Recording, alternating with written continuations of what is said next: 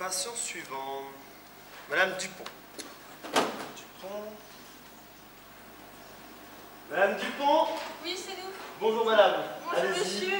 Bonjour. Bonjour. Allez-y. Bon bah, asseyez ma fille là. Madame. Bonjour. Voilà. Je viens parce que je suis très inquiète. C'est au sujet de ma fille. Dans ce cas, je pense que vous êtes au bon endroit. Un hôpital, c'est fait pour ça. Oui. Voilà, depuis quelques jours, son attitude est un peu étrange. Je crois savoir ce que c'est. Êtes-vous sûr d'avoir bien diagnostiqué? Eh bien, je crois que c'est... Comment? Je crois que c'est... Et que dites-vous? Je crois que c'est chrétien. Ouh là là! Ma foi, je n'ai jamais eu à faire un cas d'être chrétien jusqu'à présent. Cependant, ne vous inquiétez quand même pas, c'est très courant d'après ce qu'on m'a dit. Et ça ne pourrait être bien sûr qu'un simple cas de Christianus nominalis, chrétien en apparence seulement. Quels sont les différents symptômes qui vous ont fait penser à ça? Triste mine, attitude plus sain que toi? Non, au contraire. Elle est gentille, souriante, même envers les personnes que je lui ai dit de détester. C'est comme si elle avait changé à l'intérieur et que ça se voyait à l'extérieur, mais elle était restée la même à l'intérieur tout en étant à l'extérieur. Enfin, vous comprenez? Non, pas vraiment. Ma foi, il semblerait qu'elle comporte un cas très grave de chrétien. Je ferais mieux de téléphoner à un spécialiste, le docteur Théobald. C'est un spécialiste dans la matière de la religion.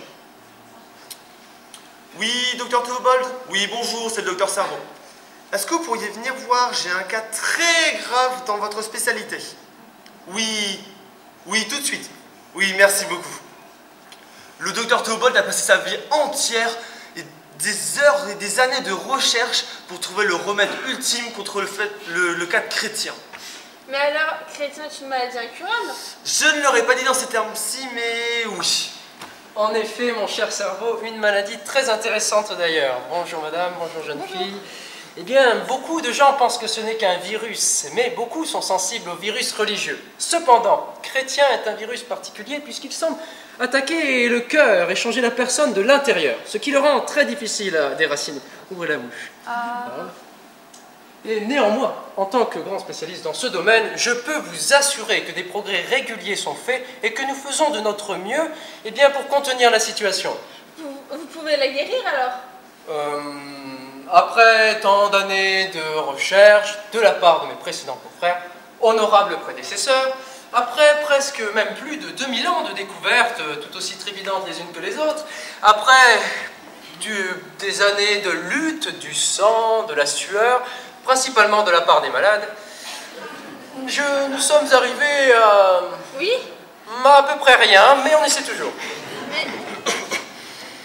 Docteur, quelle est l'origine de cette maladie? C'est une question très intéressante et ça a été le thème majeur de mes études. J'en ai passé beaucoup de temps, de recherche, de bibliographie, de... Au fond, vous ne savez pas. Fondamentalement, non.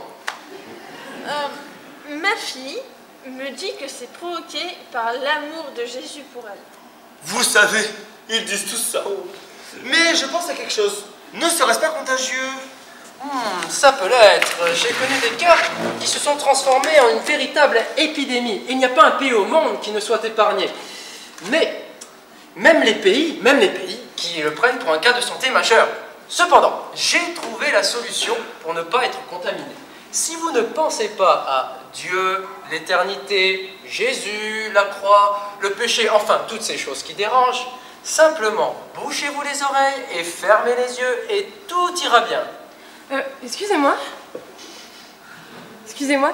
chrétien c'est pas une maladie, c'est Jésus qui vit en moi et c'est ça qui a transformé ma vie et c'est génial.